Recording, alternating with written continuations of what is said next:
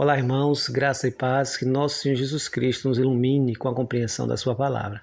Abra sua Bíblia no primeiro livro de Reis, capítulo 19. Nós vamos dar sequência ao estudo sobre o cristão e a depressão, a partir do verso 9.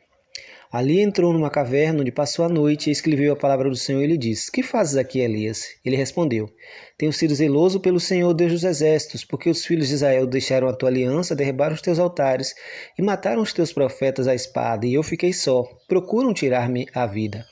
Disse ao Senhor: Sai, põe-te neste monte perante o Senhor. Eis que passava o Senhor, e um grande e forte vento fendia os montes, despedaçava as penhas diante do Senhor. Porém o Senhor não estava no vento. Depois do vento um terremoto, mas o Senhor não estava no terremoto. Depois do terremoto um fogo, mas o Senhor não estava no fogo. E depois do fogo um ciclo tranquilo e suave. Ouvindo-o, Elias envolveu o rosto no seu manto e saindo pôs-se à entrada da caverna. Eis que lhe veio uma voz e lhe disse: Que fazes aqui, Elias?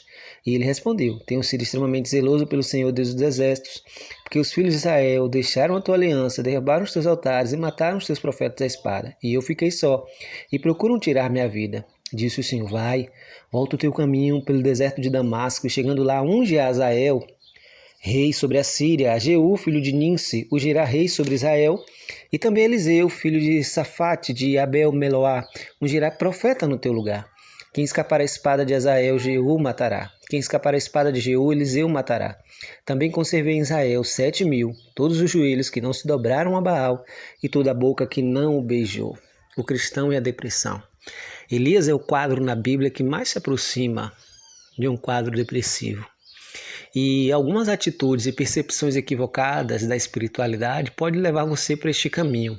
Elias sofre essa angústia, este sofrimento intenso, porque ele tem algumas percepções equivocadas. A primeira delas é a sensação de solidão. Ele acha que só ele está lutando esta luta.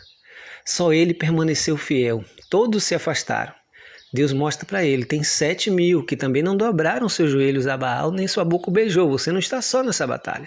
Você não é o último dos moicanos. Você não é o único que ora. Você não é o único que evangeliza. Você não é o único que ama a igreja.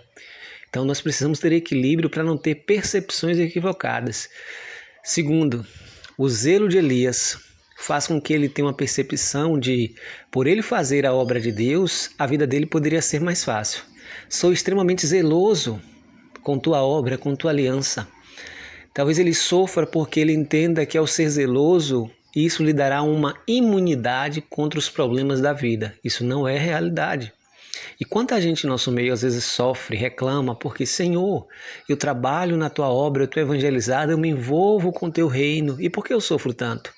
Sofre porque é uma situação da vida. Em momento nenhum, Jesus disse que nós teríamos uma vida de mar de rosas. Ele nos disse, Paulo fala em Atos 14, 22, que por muitas tribulações nos importa entrar no reino de Deus. Em João 16, 33, Jesus diz a seus discípulos: No mundo tereis aflições, mas tende bom ânimo. Eu venci o mundo. E é nessa certeza que nós vivemos. Terceira e última equívoco de Elias em relação a sua espiritualidade, a sua percepção, é que Elias sofre com a apostasia do povo. Mas a única fidelidade que nós podemos manter é a nossa. Essa é uma lição importante que nós precisamos aprender. É claro que Elias, como profeta, muito da sua função era convocar o povo para o arrependimento. E isso traz dor. Você não tem como não sofrer com isso. Mas há muitos pais, mães, que sofrem porque muitas vezes cresceram, trilharam com seus filhos, com sua família nos caminhos do Senhor. E quando esses filhos atingem a vida adulta, eles se afastam desse caminho. Eles optam por viver uma vida mundana, uma vida ímpia. Isso traz muita dor e sofrimento, eu não tenho dúvida disso. Mas você precisa se lembrar, cada um dará conta de si mesmo a Deus. Seus filhos são adultos, são responsáveis por si diante de Deus. Lembre-se disso. Quantas mulheres sofrendo angustiadas porque seus maridos não são crentes. E elas pensam muitas vezes que são elas que precisam converter o marido. Quem convence o homem do pecado, da justiça e do juízo continua sendo o Espírito Santo. Não é você, querida. Não é você, querido, que fará esta obra. Não queira ser maior do que você é, porque isso vai lhe trazer frustração. Uma coisa interessante, há muita gente esgotada espiritualmente. São tão ativistas na obra, fazem tanto, para o Senhor que se esquecem de estar com o Senhor da obra. Esse é um problema sério. O ativismo leva ao esgotamento espiritual. Você faz tanto que você começa a se ressentir dos irmãos que não fazem igual a você começa a se ressentir dos outros cristãos, das outras igrejas, e o caminho de muita gente é simplesmente se afastar de todos e achar que pode ser cristão sozinho. Esse texto também nos ensina uma bela lição. Veja como Deus trata o profeta. É na brisa que Elias obedece e ouve a voz de Deus. Não é no terremoto, não é no fogo, não é na tempestade, é na brisa mansa e suave. Ele está triste.